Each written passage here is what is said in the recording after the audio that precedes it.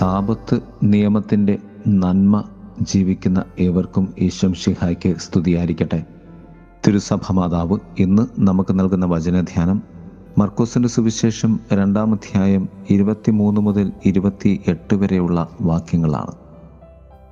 യേശുനാഥൻ പറഞ്ഞു, മനുഷ്യൻ സാബത്തിന് വേണ്ടിയല്ല, സാബത്ത് മനുഷ്യന് വേണ്ടിയാണ്. ഒന്നാമതായി, സാബത്താചരണം സൃഷ്ടിയുമായി ബന്ധപ്പെട്ടിരിക്കുന്നു. ദൈവം തൻ്റെ ജോലി 7-ാം ദിവസം പൂർത്തിയാക്കി താൻ തുടങ്ങിയ പ്രവൃത്തിയിൽ നിന്ന് വിരമിച്ച് 7-ാം ദിവസം അവിടുന്ന് വിശ്രമിച്ചുവെന്ന് ഉൽപ്പത്തി പുസ്തകം 2-ാം അധ്യായം 2 മുതൽ 3 വരെയുള്ള വാക്യങ്ങളിൽ നാം കാണും. അത് പുറപ്പാടുമായും ബന്ധപ്പെട്ടിരിക്കുകയാണ്. നിയമാവർത്തന പുസ്തകം 5-ാം അധ്യായം 15-ാം വാക്യം പറയും, നീ ഈജിപ്തിൽ ദാസനായിരുന്നുവെന്നും നിന്റെ ദൈവമായ കർത്താവ് തൻ്റെ കരുത്തുറ്റ കരം നീട്ടി അവിടെ നിന്ന് നിന്നെ മോചിപ്പിച്ചു കൊണ്ടുവന്നുവെന്നും ഓർമ്മിക്കുക. അതുകൊണ്ട് സാബത്ത് ദിനം ആചരിക്കാൻ അവിടുന്ന് നിന്നോട് കൽപ്പിച്ചിരിക്കുന്നു എന്ന്. ദൈവം തൻ്റെ ജനവുമായി നടത്തുന്ന ഉടമ്പടിയുടെ അടയാളമാണ് സാബത്ത്. എല്ലാ യഹൂദന്മാരെയും പോലെ യേശു സാബത്തിനെ ബഹുമാനിക്കുകയും തൻ്റെ ശിഷ്യന്മാർ അങ്ങനെ ചെയ്യണമെന്ന് ആഗ്രഹിക്കുകയും ചെയ്തു. അതിൻ്റെ സമ്പൂർണതയാണ് ക്രിസ്ത്യാനികളായ നാം ആചരിക്കുന്ന ഞായറാഴ്ച സാബത്ത് ആചരണവും കടപ്പാടും ദിവ്യകാരുണ്യ സ്വീകരണവും. രണ്ടാമതായി, മർക്കോസിൻ്റെ സുവിശേഷത്തിൽ നിന്നുള്ള ഈ ഹ്രസ്വമായ ഉദ്ധരണിയിൽ ജീവിതത്തെ ഒരാഘോഷമായി കാണുന്നു, അല്ലെങ്കിൽ ആസ്വദിക്കാനുള്ള ഒരു വ്യക്തിയായി യേശുവിനെ ചിത്രീകരിച്ചിരിക്കുന്നു. യേശുനാഥൻ സാബത്തിനെ ഒരാഘോഷമായാണ് ചിത്രീകരിച്ചിരിക്കുന്നത്. കർത്താവിൻ്റെ മനുഷ്യാവതാരവും പീഡാസഹനവും മരണവും ഉത്ഥാനവും നിന്റെ ദൈവബന്ധത്തിനായുള്ള സാബത്ത് അനുഭവമാകണം. ജനങ്ങൾക്ക് ദൈവത്തെക്കുറിച്ച് ചിന്തിക്കാനും ദൈവത്തിൻ്റെ ദാനങ്ങൾക്ക് നന്ദി പറയാനും ആരോഗ്യവും ക്ഷേമവും പരിപാലിക്കാനും സ്വാതന്ത്ര്യമുള്ള ഒരു വിശ്രമ ദിനമാണ് സാബത്ത് കൊണ്ട് അർത്ഥമാക്കുന്നത്. അതിന് വിപരീതമായി നിലകൊണ്ടിരുന്ന സാബത്ത് നിയമത്തെ കർത്താവ് തിരുത്തി വ്യാഖ്യാനിക്കുകയാണ്. കുറെ അരുതുകളുടെ സാബത്തിൽ നിന്നും നിയമത്തിൻ്റെ തലത്തിൽ നിന്നും ഹൃദയത്തിൻ്റെ തലത്തിലേക്കും ക്രിസ്തു ആഘോഷത്തിൻ്റെ തലത്തിലേക്കും കർത്താവ് ഈ സാബത്തിനെ ഉയർത്തുകയായിരുന്നു. മൂന്നാമതായി, അതിനാൽ കർത്താവ് പറഞ്ഞു, മനുഷ്യൻ സാബത്തിന് വേണ്ടിയല്ല, സാബത്ത് മനുഷ്യന് വേണ്ടിയാണ്. വിശ്വാസ ജീവിതത്തിൻ്റെ ഉച്ചനീചത്വങ്ങളെ കർത്താവ് ഉടച്ചു വാർക്കുകയായിരുന്നു. അരുതുകളുടെ സാബത്തിൽ നിന്നും ക്രിസ്തു നിറവിൻ്റെ ആഘോഷത്തിൻ്റെ സാബത്തിലേക്ക് കർത്താവ് സാബത്ത് ദിനത്തെ ഉയർത്തി. സാബത്ത് ഒരു ദൈവം നമുക്ക് നൽകിയ രക്ഷയുടെ വലിയ നന്മയാണ് എന്ന് കർത്താവ് നമ്മോട് പറയുകയായിരുന്നു. അതിനാൽ ആ രക്ഷയെ ഓർത്തുള്ള ആഘോഷമാകണം സാബത്ത്.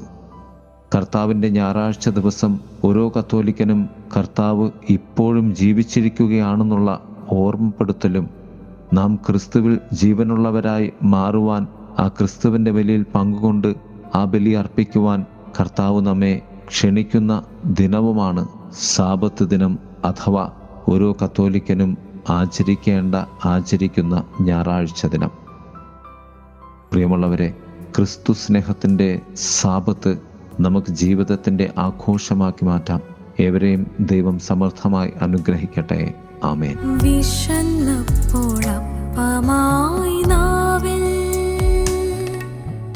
വിശുദ്ധ കുർബാനയായി ഉള്ളിൽ മുറിവേൽക്കുവോളം നൽകിയതെല്ലാം നിൻ സ്നേഹം അത് മാത്രമായിരുന്നു. മുറിവേൽക്കുവോളം നൽകിയതെല്ലാം നിൻ സ്നേഹം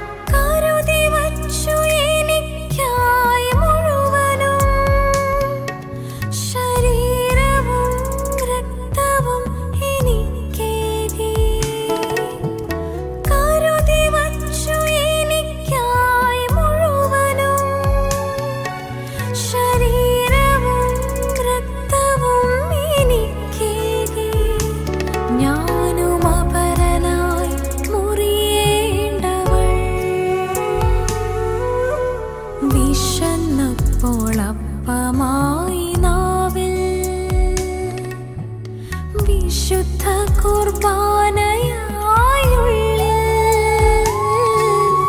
മുറിവേൽക്കുവോളം നൽകിയതെല്ലാം നിൻ സ്നേഹം അത് മാത്രമായിരുന്നു. സ്നേഹം അദൃശ്യം ദൃശ്യമാകും നീ തിരുവോസ്തിയിൽ. സ്നേഹം അദൃശ്യം